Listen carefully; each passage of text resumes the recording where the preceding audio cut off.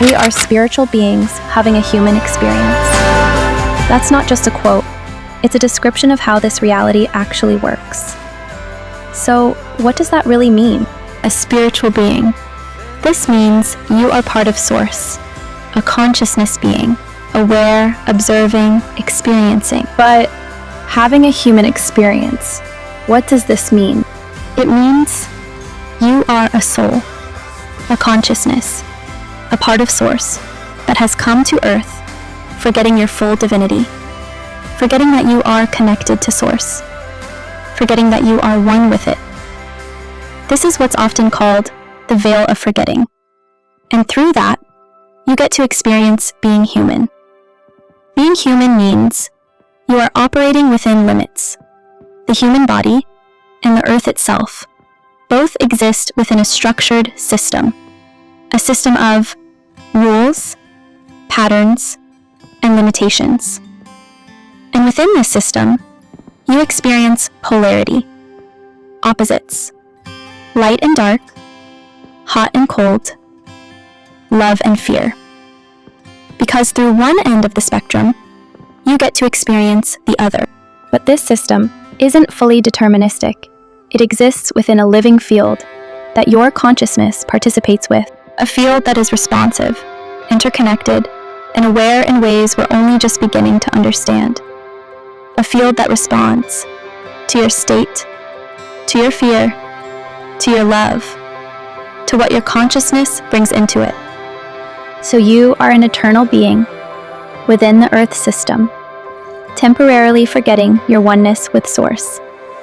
Now, you're human, living within a system of rules, patterns, limitations, within a field, a living, responsive layer of reality. And you, consciousness, experiencing all of it from the inside. So why would a spiritual being choose a human experience? This question has a few layers to it. Firstly, to experience. If you are Source, you already are everything. But there's a difference between being love and experiencing love. Seeing a sunset and experiencing a sunset. Without separation, there is no experience, no contrast, no perspective, no awareness of what you are. So a human life creates a point of view, a way for consciousness to experience itself. Second, to create. Source is infinite, but infinity without limits has no structure. So this reality introduces rules, boundaries, cause and effect, almost like a game engine. And within those limits, you can choose, you can act, you can create. Not just observe reality, but participate in it, shape it, influence it. Bring something into existence that wasn't there before. That's where experience becomes real. Third, to remember. If you knew everything from the beginning, there would be no journey, no growth, no awakening. So the forgetting isn't a flaw. It's part of the design. You lose awareness so you can find it again. Fourth, to feel. As Source, everything is one, but as a human, you feel joy, pain, love, fear. Contrast creates intensity, and intensity creates meaning. And finally, to express itself. Source isn't just one thing. It expresses through billions of perspectives, different lives, different paths, and you are one of them. So this isn't random. This is consciousness, experiencing, creating, feeling, and remembering itself through you.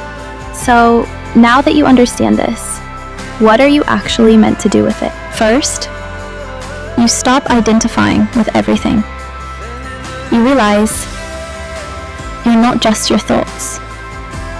You're not just your emotions. You're not just your circumstances. You're the one aware of them. And that changes everything. Second, you start choosing more consciously. If this is an experience, then your choices matter. The way you think, the way you act, the way you respond, is shaping what you experience. Third, you stop taking everything so personally, because this isn't just happening to you, it's happening through you. The challenges, the emotions, the situations are part of the experience, not your identity. Fourth, you start leaning into growth. The hard moments, they're not just obstacles, they're contrast. They're the exact things that allow you to expand. And finally, you remember, not all at once, but in moments. Moments of peace, clarity, connection, where something deeper feels present, because it is. So what are you meant to do?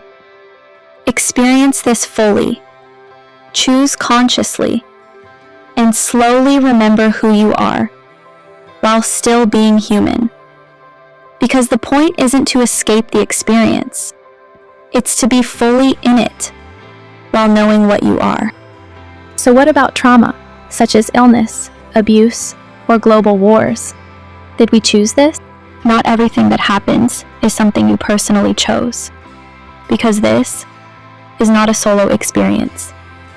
You are living inside a structured system, a reality with rules, cause and effect, biology, human behavior, and patterns that play out at a collective level.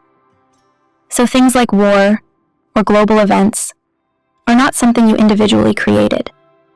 They're part of the larger system that you're experiencing within. But within that, you are not powerless. Because even though you don't control everything that happens, you still have awareness, you still have choice, and you still shape how you move through it. So can you create anything you want? Or are you creating within a stage that already has conditions? The truth is, it's both. You are not creating from nothing in an empty space.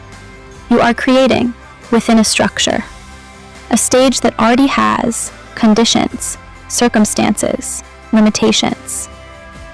So if your stage includes illness, trauma, or challenge, you didn't sit there and choose it, like selecting from a menu. But it is part of the stage you're currently in. And this is where your real power is. You may not control the stage, but you influence what unfolds within it.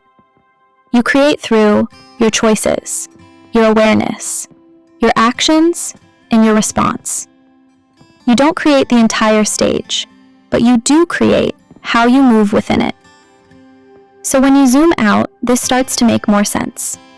The structure sets the rules, the field holds the possibilities, and you move within it. Reality isn't fully pre-written, and it's not completely free either. It's structured, with a range of possibilities that unfold through interaction. So when people hear simulation, they think of something artificial, cold, programmed, mechanical. But what if that's not quite right? What if this isn't a simulation in the way we've been taught to imagine it, but something more like a living field, an organic environment, like soil?